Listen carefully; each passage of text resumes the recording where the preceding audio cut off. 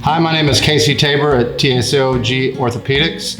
In my spare time, I like to come home and relax with my family and my dogs, and in particular, I enjoy gardening. So gardening to me dates back to when I was a kid.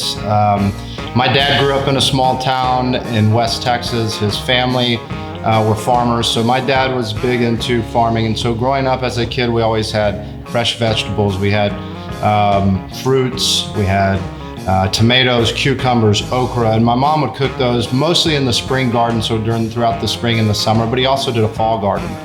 That dates back way back to then, and so now I do it because it's a stress relief for me. I come home, my kids will go out there with me, and I'll spend an hour in the afternoon picking through the garden, making sure there's no weeds, bugs, making sure everything's growing.